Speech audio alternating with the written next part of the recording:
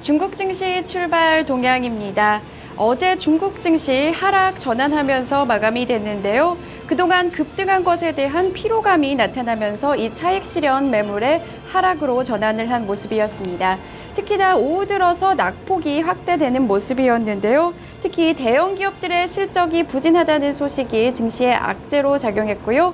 이외에도 이 당국의 투자 손실 경고 소식이 나오면서 투자 심리가 급격히 위축되는 모습이었습니다.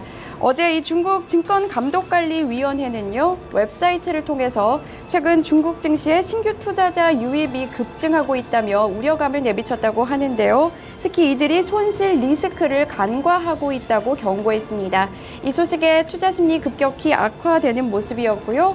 홍콩 증시 역시 장중 하락세가 이어졌습니다. 하지만 결국 강보합권으로 거래를 마감했는데요. 오늘 이 시간 현재 중국 증시는 어떤 움직임 나타내고 있을까요? 홍콩 증시 먼저 자세히 살펴보겠습니다. 이 시각 항생지수 움직임입니다. 항생지수 0.15% 내린 28,398.80포인트에서 거래가 이어지고 있습니다. 어제 같은 경우에 강보합에서 거래를 마감했는데요. 현재 이 시각 약보합권을 이어가면서 방향성을 찾지 못하고 있는 모습이 나타나고 있습니다.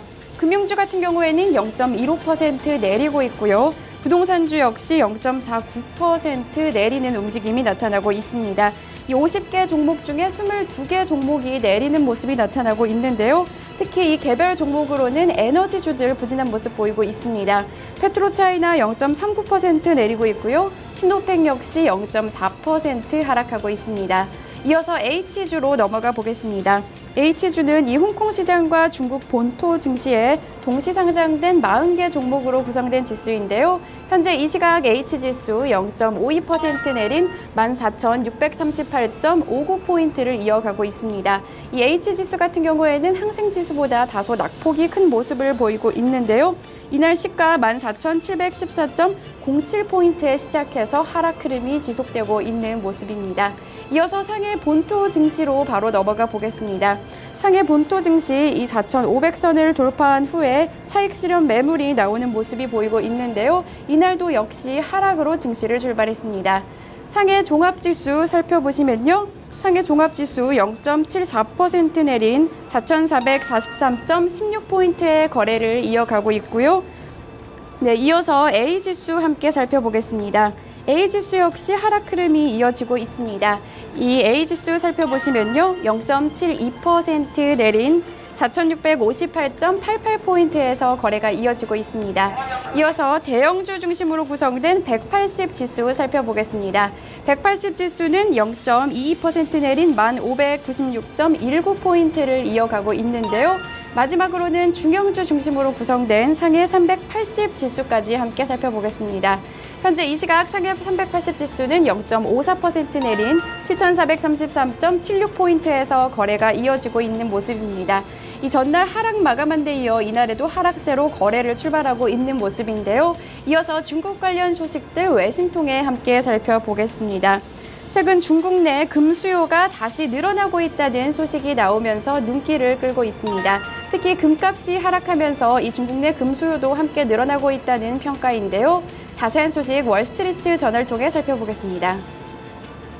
현지 시간으로 어제 월스트리트 저널에 따르면 중국 금협회는 지난 1분기 중국 내 금 소요가 지난해 같은 기간보다 1.1% 늘어난 326.68미터톤을 기록했다고 밝혔습니다.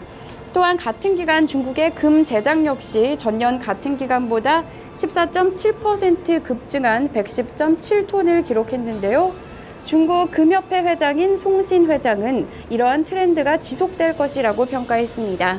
지난해 중국의 금 수요는 무려 전년 같은 기간 대비 25%나 감소한 바 있는데요. 시진핑 정부가 강력한 반부패 운동을 펼친 것이 금 수요가 줄어든 가장 큰 원인이었습니다. 또한 전반적으로 경제 상황이 안 좋아진 것 역시 금 수요를 줄어들게 했는데요. 이와 함께 금값 상승 역시 수요가 줄어드는 데 일바지했습니다. 하지만 현재 금값은 1,199달러 선에서 움직이면서 올해 초반과 비교했을 때 1% 정도밖에 오르지 않았는데요. 따라서 가격 부분에서 매력도가 커지면서 중국인들의 금 수요도 늘어나고 있다는 평가입니다. 또한 월스트리트 저널은 이 금값 하락으로 인해서 중국뿐 아니라 아시아 전반적으로 금 수요가 늘어날 것이라고 전했는데요. 향후 3년간 금 수요는 현재 60%에서 70%로 오를 것이라는 전망입니다. 네, 다음 소식 이어서 살펴보겠습니다. 현재 미국과 일본의 정상회담이 실시간 검색어 1위에 오를 정도로 뜨거운 관심을 받고 있는데요. 중국 정부는 이에 대해 불편한 심기를 드러냈다고 합니다. 차이나 데일리는 중국이 미국과 일본의 정상회담을 맹렬히 비난했다는 강한 단어의 제목으로 기사를 소개했는데요. 좀 더 자세히 살펴보시죠. 현지 시간으로 어제 차이니 데일리에 따르면 홍레이 중국 외교부 대변인은 미일 동맹이 중국을 포함한 제3자의 이익을 침해해서는 안 되고 지역과 평화의 안정을 훼손해서는 안 된다고 비판했습니다. 또한 홍 대변인은 아베 총리가 일본군의 군 위안부 강제 동원을 인신매매라고 지칭한 건 역시 강력 비판했는데요.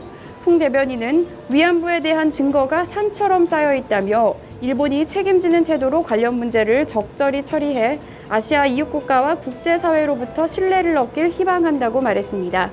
실제로 회담을 가진 미국과 일본 양국 정상은 마치 중국을 겨냥한 듯 힘이나 강압에 의해 일방적인 현상 변경을 시도함으로써 영토적 주권과 영토적 통합성을 저해하는 국가의 행동들은 국제 질서에 대한 도전이 되고 있다라는 발언을 한 바 있는데요.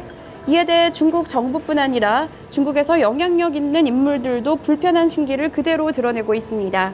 아시아 아메리칸 타임즈의 주리챙 지국장은 미국이 역사를 잊고 일본의 헌법 재해석을 지지하면서 현재 이익만을 추구하는 것이 유감스럽다라고 전했습니다. 중국 관련 소식까지 외신 통해 살펴봤는데요. 지금까지 중국 증시 출발 동향이었습니다.